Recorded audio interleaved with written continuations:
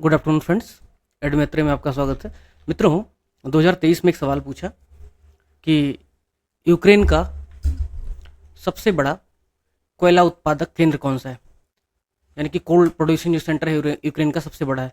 ये देखो, इतने ऑप्शन थे मित्रों। रूर के बारे में भी इससे पहले सवाल उसने पूछा था, जर्मनी वाला। अब आप सोच रहे होंगे कि ये सब सवाल जब पूछता है तो क्या सारा रटना पड़ेगा? कुछ कुछ मटेरियल में एक एक कंट्री से ही 15-15 नाम दिए जाते हैं। उतना रटने की ज़रूरत नहीं है।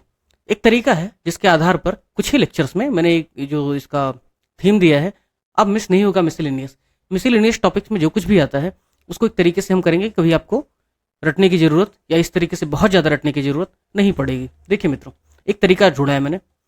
पेपर सेटर ऐसे प्रश्न क्यों पूछता है? पहला कारण, तो कारण ये है, वो आपका जनरल अवेयरनेस चेक करता है, आपकी बेसिक जो रुचि है अलग अलग फील्ड में, स्पेशली जो आप न्यूज़पेपर्स पढ़ते हैं या जो दुनिया के बारे में थोड़ी बहुत जानकारी रखते हैं, वो कितनी है।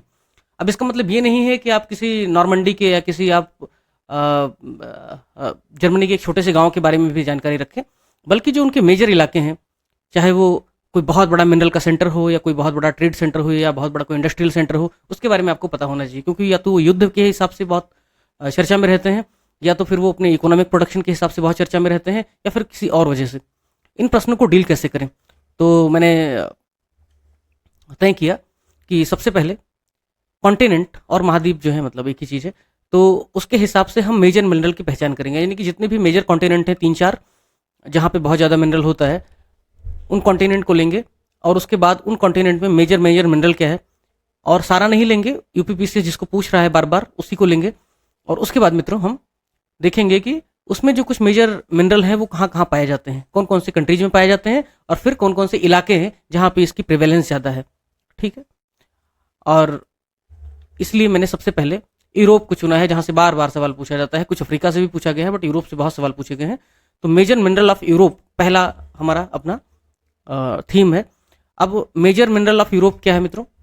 कोल है, आयरन ओर है, कॉपर है, बॉक्साइट है। और आपको पता है इसी कोल और आयरन ओर की वजह से यूरोप में, स्पेशली यूनाइटेड किंगडम और उसके आसपास इलाकों में इंडस्ट्रियल रिवोल्यूशन आया था। तो कोल की जहाँ तक बात की जाए तो अगली बार वो पूछ लेगा कि भाई कोल जो प्रोड्यूसिंग मेजर कंट्रीज हैं यूरोप के, कौन से हैं? जर्मनी है, पोलैंड है, यूके है, उसमें ये अपना यूक्रेन भी है। आयरन ओर की अगर बात करें तो उसमें स्वीडन है, रसिया है, यूक्रेन है, और कॉपर और बॉक्साइट आप देख लीजिएगा। अब इसके बाद जो हमारा अगला कड़ी है, अब देखिए यहाँ पे गूगल भी बता रहा है कि भाई जर्मनी, पोलैंड और यूक्रेन, ये 3 मेजर कंट्रीज हैं जिनसे बार बार यूपीपी से सवाल पूछ रहा है। तो सबसे पहले हम देखते हैं कि जो यूरोप का इलाका है उसमें कहाँ कहाँ पे कोल सबसे ज़्यादा पाया जाता है। तो ऐसे हमने कुछ 3-4 जगहों को चिन्हित किया है, पहचान की है, जहाँ से यूपीपी से न सिर्फ सवाल पूछा है बल्कि संभावना बहुत ज़्यादा है। जैसे पहला हो गया रूर का इलाका, जो देखिए बहुत बड़ा इलाका है। और एक समय था मित्रों कि मैं डेटा भी चेक कर रहा था कि 80% स्टील इसी इलाके से होता था। वैसे भी आप जानते हैं, अगर कहीं पे स्टील उत्पादन करना है, कोयला लोहा उत्पादन करना है, तो उसके लिए ज़रूरी है कि उसके लिए जो कच्चा माल है, स्पेशली जो फर्नेस है, जो कोयला है, उसकी उपस्थिति होनी ज़रूरी है। इसलिए कोयल फील्ड के आसपास ही बड़े जो स्टील प्लांट हैं, बड़े जो लोहे की फैक्ट्रियाँ हैं, वो लगाई जाती हैं। फिर आप छोटा नागपुर पठार के रीजन में ही देख लीजिए, आप भिलाई देख लीजिए, आप जमशेदपुर देख लीजिए, तो 80% स्टील लगभग इसी इलाके से होता था। तो अगली बार अगर वो पूछ लेगा कि स्टील का सबसे ज़्यादा प्रोडक्शन किस केंद्र में होता है और रूर दे देगा ऑप्शन में, तो कंफ्यूज मत हो जाइएगा। फिलहाल के लिए रूर एक बहुत बड़ा कोयला क्षेत्र है, लगभग जर्मनी का मेजॉरिटी ऑफ कोयला यहीं से उत्पादित होता था। एक दूसरा हिस्सा यहाँ पे पील का हिस्सा है मित्रों, और ये नीदरलैंड, जर्मनी और बेल्जियम के बॉर्डर पे है। यहाँ बहुत बड़ा कोयले का भंडार है, बहुत बड़ा मतलब बहुत बड़ा। एक तीसरा है कैंपेन, जो बेल्जियम, जर्मनी और नीदरलैंड के बॉर्डर पे है, ये भी है। 3 ये स्थान आपको ध्यान रखनी है जो सबसे महत्वपूर्ण है यूरोप के इस वाले हिस्से में। उसके बाद एक सवाल उसने पूछा था, यहाँ पे आप देख लीजिए सवाल।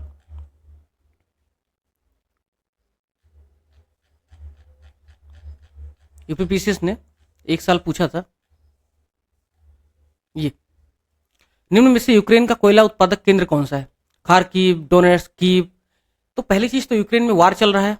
यूपीपीसीएस 2023 का सवाल है। जब यूपीपीसीएस 2023 में पूछा, उसके पहले ही वार यूक्रेन में स्टार्ट हो गया था रूस के साथ। तो आपको अवेयर हो जाना चाहिए था कि इस पर सवाल वो निश्चित तौर पर पूछ सकता है, यूक्रेन के बारे में, वहाँ के लोकेशन के बारे में, वहाँ के पोर्ट के बारे में, वहाँ की इकोनॉमी के बारे में। तो आप अगर बेसिक बेसिक चीज़ें कर लेते तो आप ये करने में सफल हो जाते मित्र। तो मैंने क्या किया, ये यूक्रेन का मैप है, और ये देखिए एक सबसे बड़ा हिस्सा वहाँ के मिनरल का, कोल का, डोनट्स के ही रीजन से आता है, डोनट्स बेसिन से ही आता है मित्रों।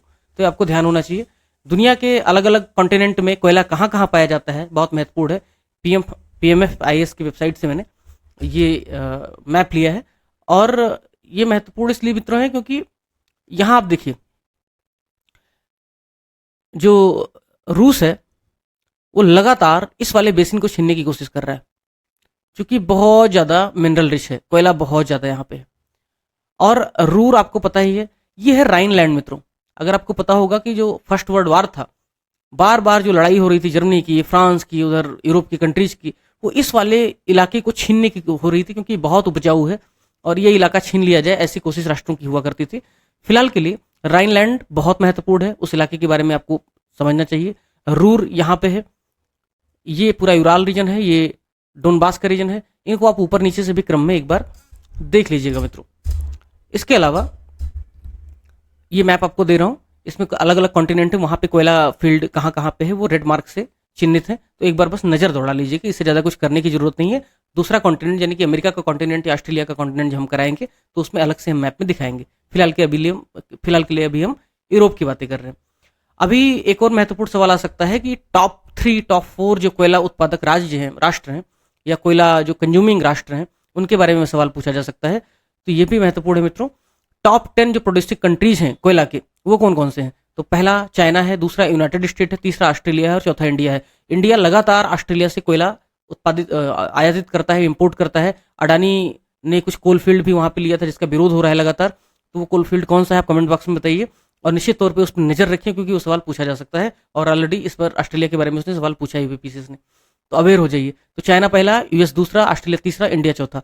कंजम्पशन की बात करें तो कॉमन सेंस क्या कहता है मित्रों, दुनिया की जो टॉप इकोनॉमीज होंगी, यानी कि जहाँ पे बहुत ज़्यादा इंडस्ट्रियलाइजेशन अभी चल रहा होगा, रेन्यूएबल एनर्जी है उसके उपयोग कम होंगे, या फिर लोहे का या फिर मोटर फैक्ट्री का ज़्यादा उत्पादन हो रहा होगा, वहाँ पे कोयले की कंजम्पशन की संभावना बढ़ जाती है। या जहाँ पे थर्मल पावर प्लांट, बिजली उत्पादन जो है कोयले से ज़्यादा होगा, वहाँ पे भी इसकी संभावना बढ़ जाती है। चाइना इस मामले में नंबर 1 पर है मित्रों। चाइना न सिर्फ कोयले में नंबर 1 पर है, बल्कि जो इस्पात है जिसको स्टील बोलते हैं उसमें भी नंबर 1 पर है। नंबर 2 पर पहले जापान था, अभी इंडिया आ गया है। लेकिन नंबर 1 और नंबर 2 में बहुत बड़ा डिफरेंस है, लगभग इंडिया से कई ज़्यादा गुना चाइना स्टील उत्पादित करता है। और इसी वजह से आप देख लो, ये जो कोयला का कंजम्पशन है वो भी चाइना का लगभग 29.47 है, और यहाँ पे देखिए इंडिया का सिर्फ 7 पॉइंट समथिंग। तो ये डिफरेंस कितना बड़ा है देख रहे हैं आप। फिलहाल के लिए कंजम्पशन के मामले में, कोयले के कंजम्पशन के मामले में चाइना पहला, यूएस दूसरा, इंडिया तीसरा।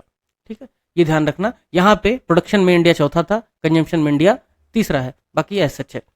ठीक है मित्रों, अब ये देखिए सवाल रूर वाला उसने पूछा था।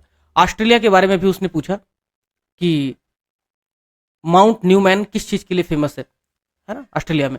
तो मैं आपको बता देना चाहता हूँ मित्रों कि अगर आप मेजर जो मिनरल हैं, कोल हो गया, आयरन हो गया, डायमंड हो गया, गैस हो गया, गैस फील्ड हो गया, पेट्रोलियम हो गया, अगर इनको हम देख लेते हैं और उसके बाद में कॉन्टिनेंट के हिसाब से मेजर मेजर जो स्पॉट हैं उनको हम आइडेंटिफाई कर लेते हैं, ऐसे ही फिर हम कुछ क्रॉप को देख लेंगे, कुछ प्लांटेशन को देख लेंगे, जैसे कि टी हो गया, कॉफ़ी हो गया, गेहूं हो गया, शुगर हो गया, तो हम क्या करेंगे, मिसलिनियस के एक बड़े हिस्से को कवर करने में सक्षम हो जाएंगे। उसके बाद फिर हम हिल्स देख लेंगे, महत्वपूर्ण जो दुनिया में है अलग अलग कॉन्टिनेंट के हिसाब से, ट्राइब्स देख लेंगे। ये सब हम देखने के बाद एथनिसिटी वगैरह, निश्चित तौर पे मिसलिनियस के हिस्से को हम एक साइंटिफिक तरीके से, रेशनल तरीके से करने में समर्थ हो जाएंगे, बजाय इसके कि हम कोई भी पोथी ले लें और रटते रहें किसी भी तरीके से, जो भी जिसने दे दिया डाल दिया, हम रट रहे हैं, बाकी हमें कुछ आता नहीं। इसका एक और फायदा होगा मित्रों, जब आप GS3 मेंस में पढ़ोगे, GS1 जब आप मेंस में पढ़ोगे, तो उसमें लोकेशन बेस्ड अगर कोई क्वेश्चन आ जाता है, और नहीं भी आ जाता है मित्रों, तो भी जहां जहां आपको लगेगा जरूरत, वहां वहां आप उसको थोड़ा सा मैप बना करके दिखा सकते हैं कि किस तरीके से इस कंट्री का यहाँ पे डेवलपमेंट हुआ। या GS3 में इकोनॉमी वाले हिस्से में आप कंपैरिजन अगर इंडिया का करेंगे किसी दूसरे कंट्री के साथ, कि किस तरह से इंडिया में इंडस्ट्रियलाइजेशन आ सकता है, मास प्रोडक्शन नहीं बल्कि प्रोडक्शन बाई मासेस की अगर बात की जाए, तो हम इस वाली कंट्री से सीख सकते हैं और आप दिखा सकते हैं उन चीज़ों को। तो ये सब आपको मेंस में भी फायदा करेगा अगर आप थोड़ा सा रेशनली और थोड़ा सा क्रमबद्ध तरीके से साइंटिफिकली पढ़ेंगे। तो बहुत बहुत धन्यवाद। एक छोटा सा रिक्वेस्ट है लास्ट में कि जो टेलीग्राम चैनल है अपना एड में रहेगा, उसको ज्वाइन कर लेना, यूट्यूब का ये चैनल सब्सक्राइब कर लेना मित्रों। और अस्तित्व और भगीरथ नाम का प्रयास चल रहा है प्रीलिम और मेंस के लिए, अगर आप चाहें तो उसमें आप ज्वाइनिंग एनरोलमेंट कर सकते हैं। देखने के बाद अगर संतुष्ट हो आप तो बहुत बहुत धन्यवाद।